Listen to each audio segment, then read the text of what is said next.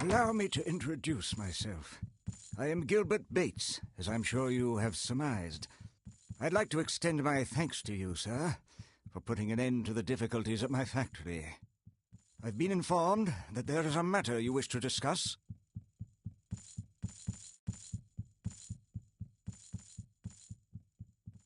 Great gods! How did you come by that ring? Strange? Whatever do you mean, pray tell? Are you sure it wasn't a dwarf, then? Yes, I am familiar with the dwarves and their customs. Tell me, was there anything distinctive about this fellow? By Alberic, I knew it in my heart. That was no gnome. It was Stennar Rockcutter.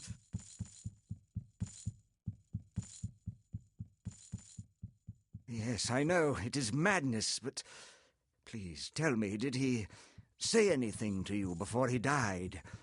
Did he say anything about me? The evil? What evil? And where did he escape from? Something horrible must have happened after I... Did he say anything else? I do not know. Even though dwarves reckon time differently than humans, he must have realized that I am now an old man.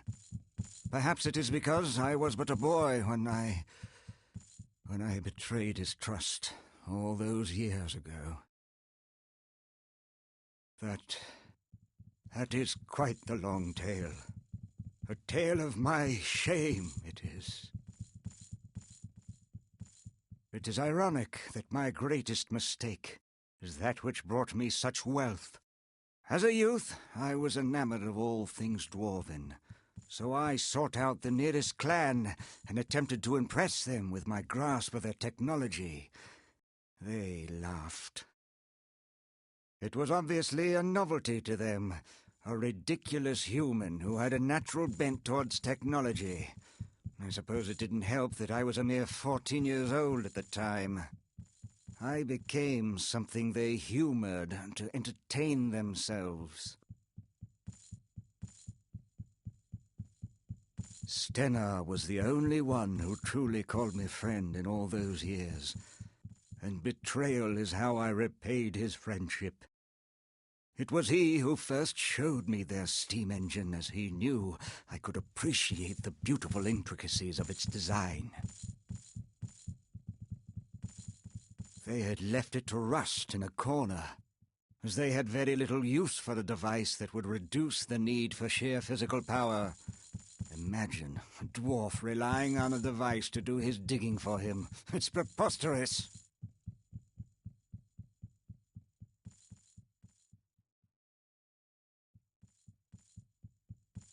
I asked him if I could tinker with it, perhaps improve on it, as I knew this was the key to becoming truly a part of the dwarven world. I quickly devised a way to use it to power a pump for draining the mines. When I fell all over myself trying to explain it to them, laughter was, once again, their only response. I knew I had to somehow gain their respect, so I hastily sketched some schematics and set out to prove my theory. The struggling human mining company that I brought the plans to offered me a share in their mines for the steam pump. I was ecstatic. I had not a care for their mines or their money. I desired vindication. When I returned to the dwarves to boast of my accomplishments and be welcomed into their clan, they were gone. The inventions came quickly after that, fueled by my anger and confusion. How could they have denied me my place amongst them after all my labors? Somehow I felt I could still prove myself to them. I continued searching for them in all my spare moments, but to no avail. But then they came. the robed ones. They appeared to me late one night, and they warned me to never speak of, nor try to find the dwarves again. Still being a mere lad, you can imagine the terror that put into me. As my wealth and power grew, I shook off some of my youthful fear, and hired the first in a long chain of investigators to locate Stenar and his clan. None of them ever returned with any worthwhile information, and some never returned at all. The ones that did told of vicious traps and creatures attacking them from the shadows. As word of these failures spread, it became more and more difficult to find souls brave enough to take on the challenge.